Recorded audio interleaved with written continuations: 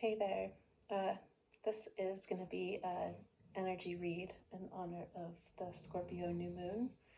It's building to that as I record this. It's, I believe, like 8 o'clock p.m. Pacific time, 11 o'clock Eastern time, and then early in the morning if you're overseas, of the 20th of November. So I don't know how we're already there, but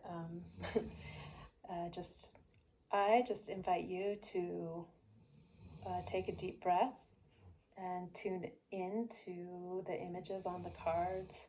There's some pre-shuffled oracle cards that I pulled.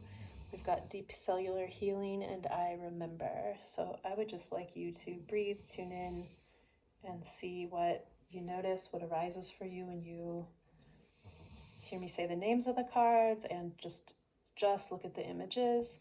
I invite you to do that while I do like a little bit of a just talk about the energy. But first I'll say that I did set my intention that this be in the highest good of anyone that tunes in. So if you're here, that's you. And I put it up to a vote if I should do this or not, and a few of you said yeah, so that was enough to inspire me and encourage me. So I'll probably especially be tapping into your energy as well, the few of you that said yes, so because I know that you're here, and may it be in the highest good, and I, free of interference, that I not get in the way of that. Let me be a clear channel for whatever message source wants to bring through me. And so I'd already done all that and cleared my energy, and then decided, okay, I'm going to go with the Starseed Oracle deck. I thought for a while about what deck, but that was the one calling to me. And then the Deep Cellular Healing card was what came out, but the I Remember card was stuck behind it. So it came out as almost one card. And I thought that was very fitting. It's also very fitting for Scorpio energy, which I'll talk about in a minute. And I just felt drawn to both the images. So we're gonna start with that. And because Pluto rules Scorpio, and that can be your very DNA and an alchemical cellular, deep cellular healing. So that is like the main message that wants to come through. It says Arcturus energy, physical and emotional healing. So like that's the main focus. But since the I Remember card was stuck below it, I felt that was also perfect for the soul. If Pluto is connected to the soul, part of this deep healing is either in connection to a remembrance, or the cellular healing enables a remembrance, or the remembrance enables the cellular healing. So take that however it resonates. Little reminder, take what you like, leave the rest. If anything is helpful or validating to you, I'd love to hear about it. Also, if it doesn't resonate, or you would just have a different read on the energy or the experiences, I also am curious about that if you care or are called to share. Because I remember, it's said that a good teacher or even tarot reader isn't going to make these blanket statements of like, oh, your person that you haven't talked to is coming back to you, or oh, you're about to fall into a windfall of wealth, or all these like dopamine increasing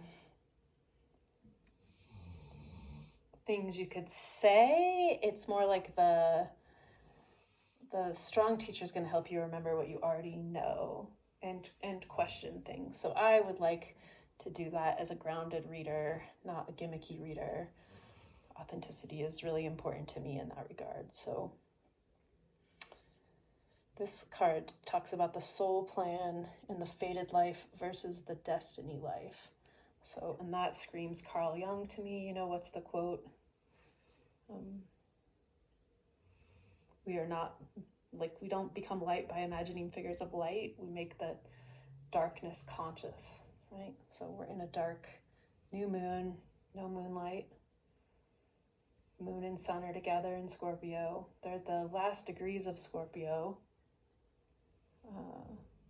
Mercury has just retrograded back there, so the messenger that can go in between all three realms is also right there in these deep waters where healing and remembrance is available. So I would definitely say,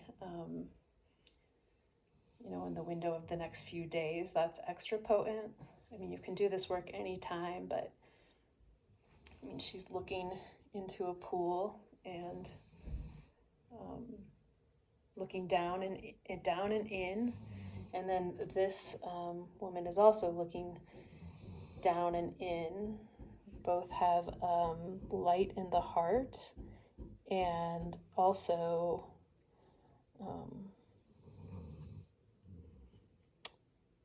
this one's got a suggestion of wings. So like the deep cellular healing card has this. I'll hold it up to the camera a little more. There's like an emerging from a cocoon, so there's also a hallway. Feels very portal-like. So coming out of something into something new, which is nice for a new moon, but given that it's Mercury retrograde and the energy's been like a little funky, harder to communicate, and like a lot of untangling is going on. But then if your cord to the other person's tangled, but they don't want to untangle theirs, it's like there's like also a lot of deep letting go, and just maybe stronger emotional waves coming through. I mean, I don't know if you got to see the Northern Lights last week. Let me know if you did, but there's like geomagnetic storms, solar flares, like there's a lot of storm-like energy, because also that Scorpio moon, the new moon with the sun, with Mercury lurking, it's opposite Uranus, just retrograded back into Taurus. So there's also this electrical storm energy, or what's that, like when they do the hard reset, like it feels like a hard reset, either for a computer or I've never got electric shock. I wouldn't recommend it either, but it almost feels like that brand new after an electric shock, or maybe like heart paddles would be a better metaphor there.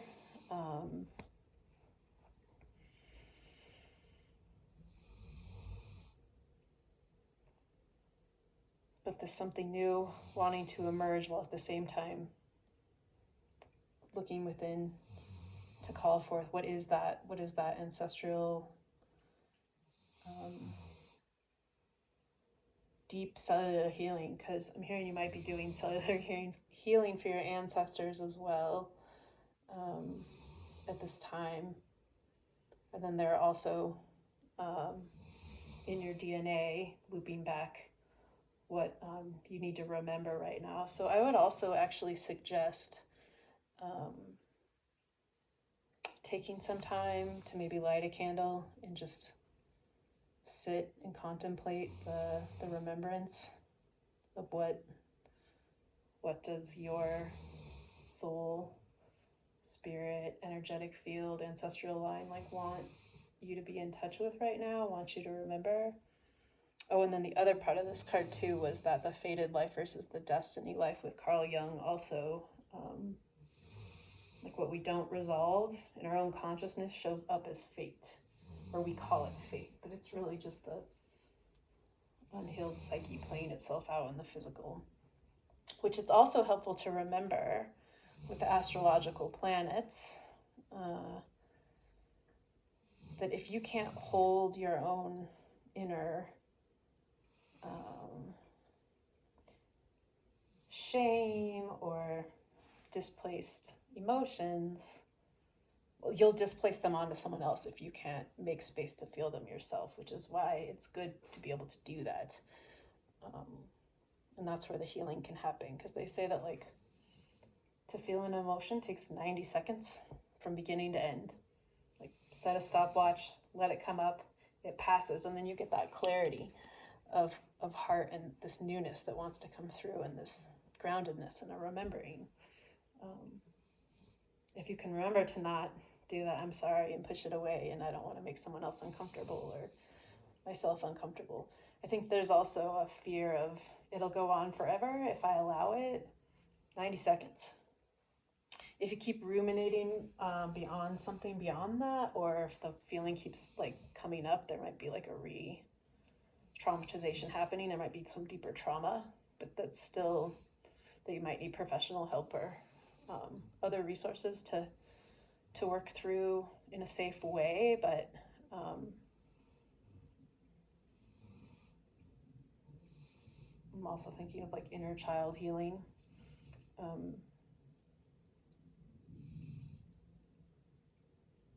But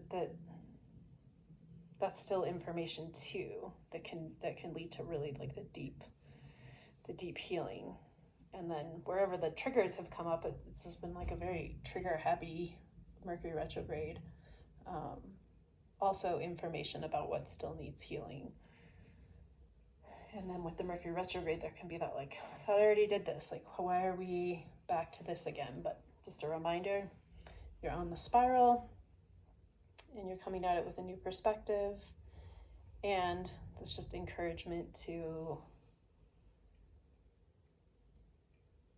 allow the emotions to bring clarity to the next steps of your evolution moving forward. Because, well, things are changing pretty rapidly, and also, what am I trying to say here?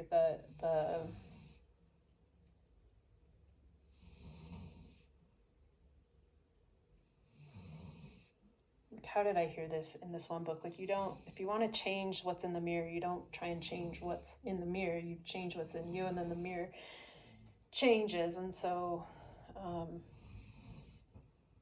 along with this big pattern reset, it feels like an opportunity for old identities to dissolve.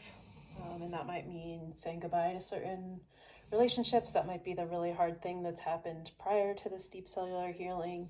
It could be something totally different for you. But there's this like, what now feeling? I don't know. Let me know if you relate to that.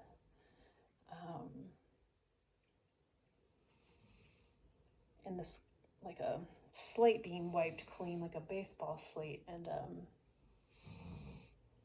going up to step on it, and like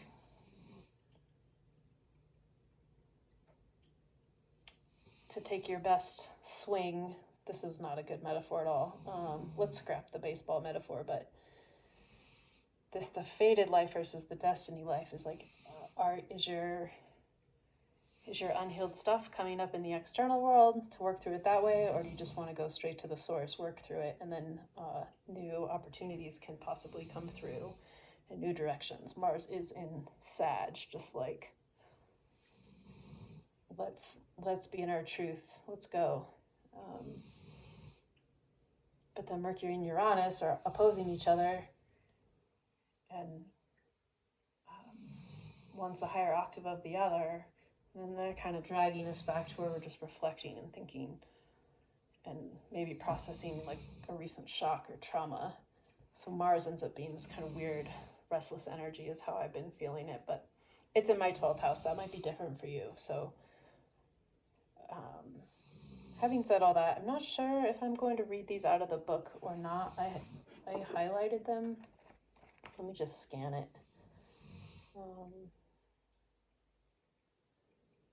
What are you being called to do? What are you being called to do to surrender to your soul's plan?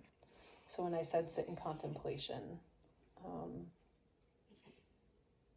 would maybe light a candle and just ask that and listen. And just this remembrance that there's a bigger picture. And when you're confronted with a path that's undefined, it's normal for doubt to show up.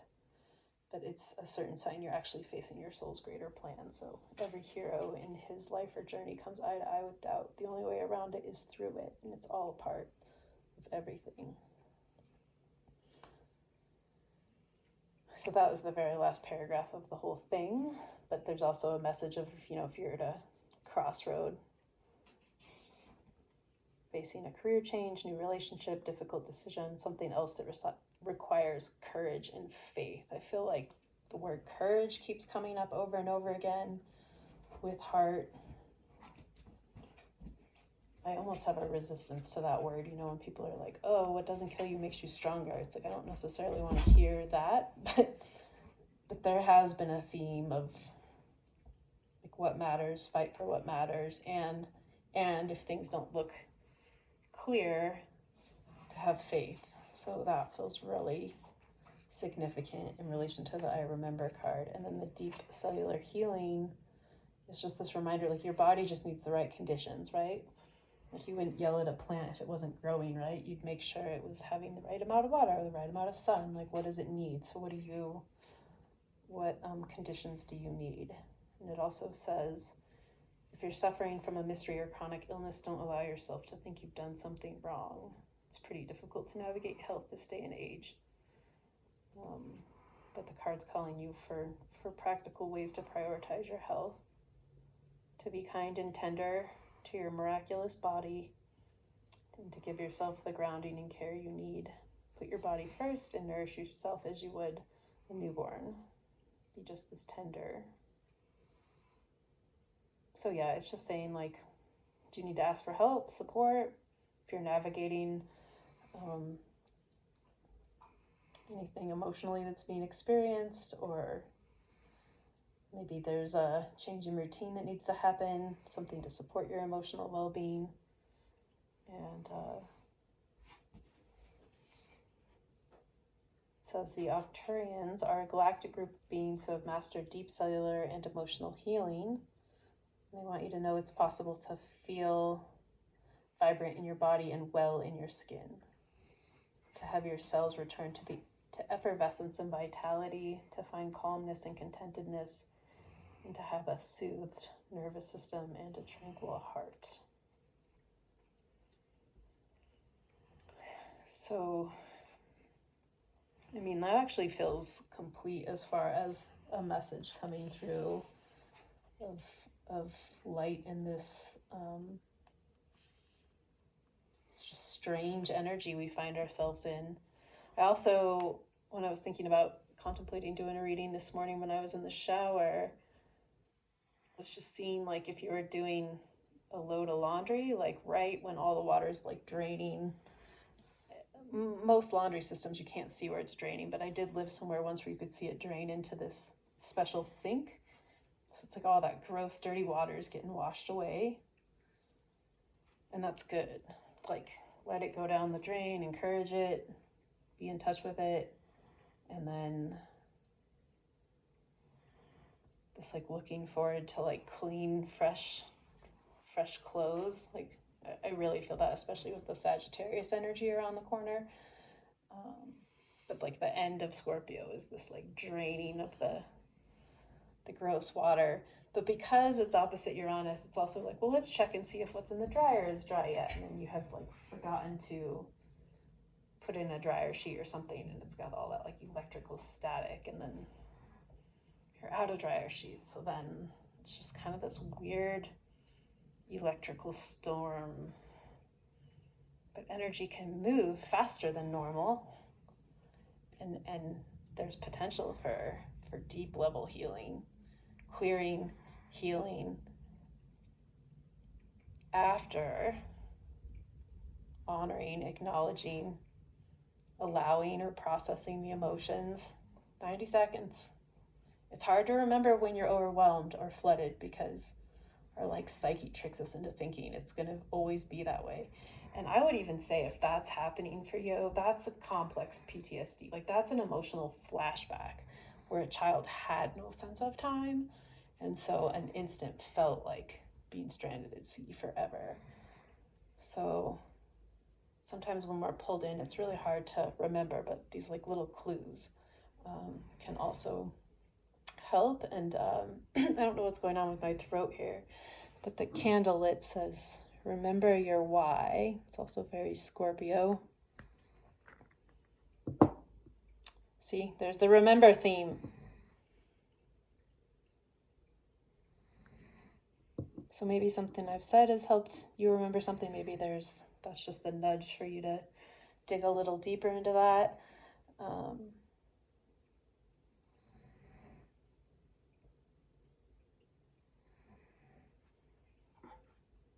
But I also feel like this is confirmation that even if things are hard, even if they're unclear, even if the energy is murky or weird or glitchy or just feels difficult or a little extra challenging, personally, collectively, that you're still on path, and to stay in touch with that, what that is. Remember that, to find the courage and the faith. Like, that's important. Took me a while to get to that, but that's what wanted to be said there. Glad I didn't end this yet. And then the deep cellular healing, I just feel like that's available if you're watching this, I would say that is for you, because I was pretty clear with my intentions when I read this, and then the two go together. So definitely some deep reflection happening, being put in touch with something bigger than you, and something wanting to emerge from you. And wow, as I was shuffling the tarot cards, I shuffled them. I mixed them up. So I could end this here. Should I end this here? Should I pull a couple tarot cards? You can end wherever you feel called to end. I think I'm gonna do just there. These aren't that messed up. Let's just do a past, present, future. I'll try and keep it to 30. Past, 7 of Swords, solar plexus blocked, painful, cold, can't get to the light, or can feel it, but like there's too much coldness.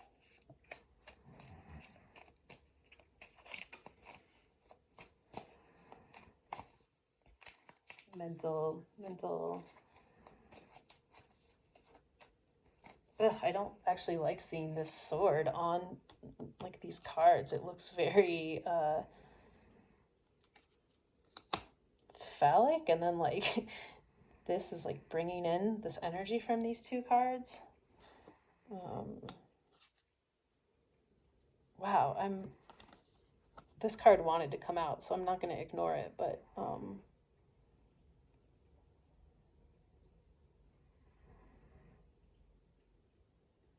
you either recently gave your power away and you're reflecting on that, or someone tried to take it away and you didn't let them, but it still threw you off enough that you're having a hard time maybe functioning or operating with the momentum you had prior.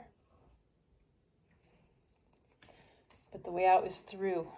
That card was, so she's looking through the water, through the portal. I feel like it's pointing to go through the hallway. It's said that when you're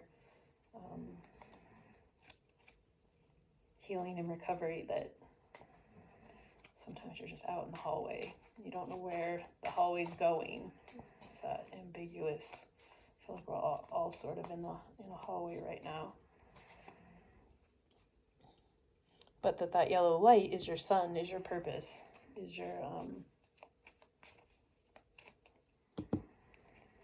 what you're here to do on your path. Like, what are you here to do on your path? Is it just to heal past trauma? Maybe that's all it is. Break some generational patterns.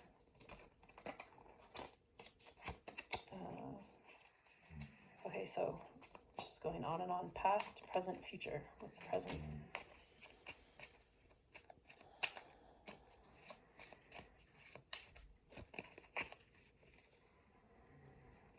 Eight of Cups.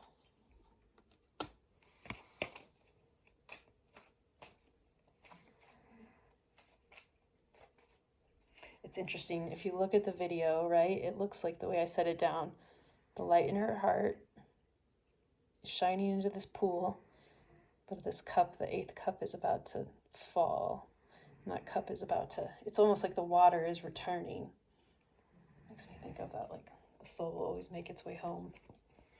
Even if, I mean, the Eight of Cups is traditionally like walking away from something that's hurting you, and are not honoring who you are, seeing you clearly,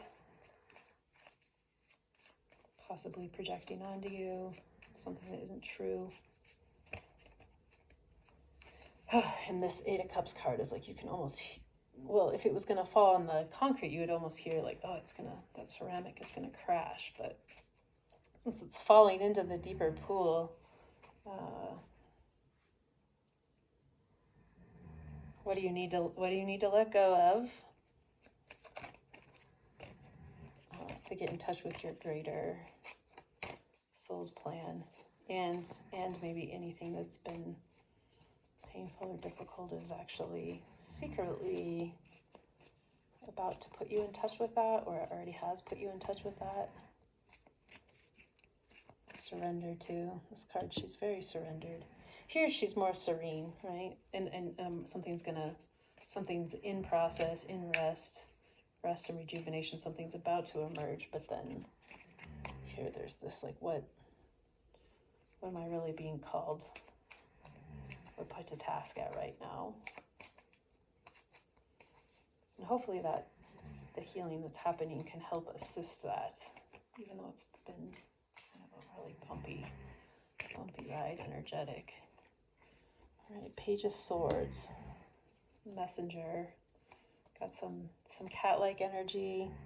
Look at that orange glowing sky behind there.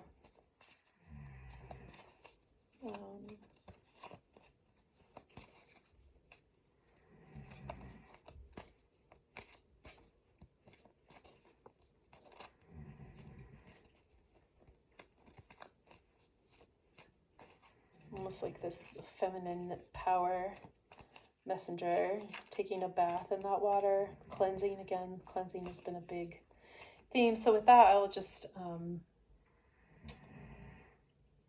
set the intention that if you have listened to this point, I just want to set a little, may your energy be cleared, reset, restored. May your emotional body lead you to clarity moving forward. And may ease and grace be with you in this process. So grateful for you for tuning in. Should we pull one last card here? I also feel like this is the message of your soul, right? Because it laid right on that. She's in the bath. Oh, I almost feel like there's something deeper here I'm not quite grasping, but maybe it's coming up for you just listening to me talk. Go through the portal, let whatever needs to fall and break, just fall and break, and put you in touch with what your soul needs, honor those needs, and okay, we'll end here. The moon card just flew out, so you can only sometimes see not very much by the light of the moon, but there's no moon right now, so it's very important dark moon. And I don't know if 18 is significant to you. Over the 7-8 page.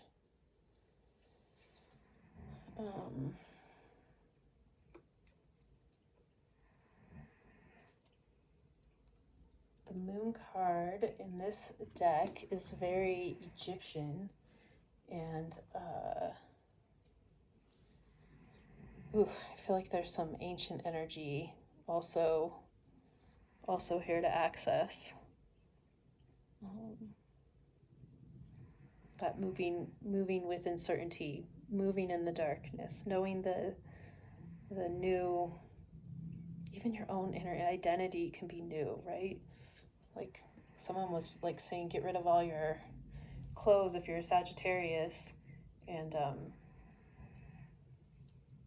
it's just a brand, I mean, it's not like the cliche new energy, it's like brand new energy. So on that note, if there's fear,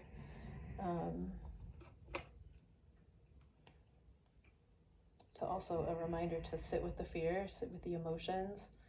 I mean, it's easy to say, it's hard to do and remember. So I'm hoping that I'm also reminding you to do this. It's reminding me. And there's also feminine, this like, might be a good time to pay attention to your dreams. I would recommend keeping your own energy clean and clear, but pay attention to sensations or psychic imprints you get, or if you feel, did you hear that? My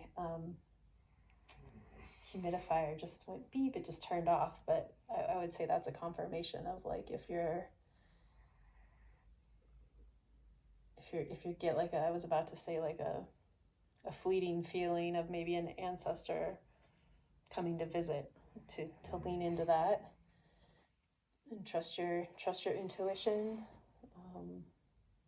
And then, so this is beautiful to end on this. I'm looking at the White Sage Tarot book, and it says in this deck, Concho, forgive me if I'm saying that wrong, the god of the moon and time. Khonshu, correct me if you know the answer to this. He was also revered as a god of healing, so that you can look that healing, deep healing's coming back around. The moon is balanced and mysterious. Don't be afraid of the dark. Yin energy can draw out your creative spirit. Pay special attention to your dreams. The moon card can indicate it's also a good time to do some shadow work. So what are those blind spots? What are those triggers?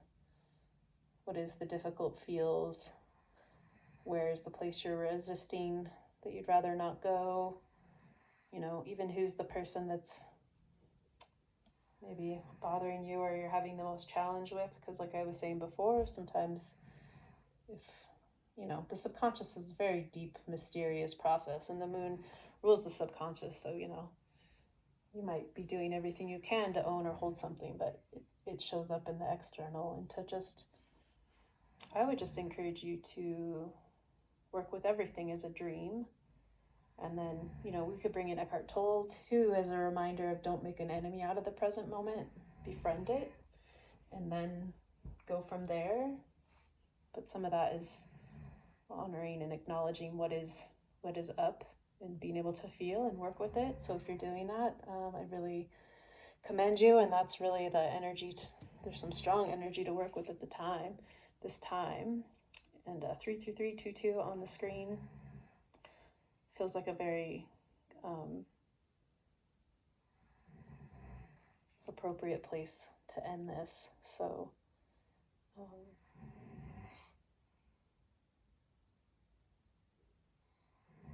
yeah, happy new moon. And I feel like there was one other thing I was going to say, but it disappeared. So anyways, be well.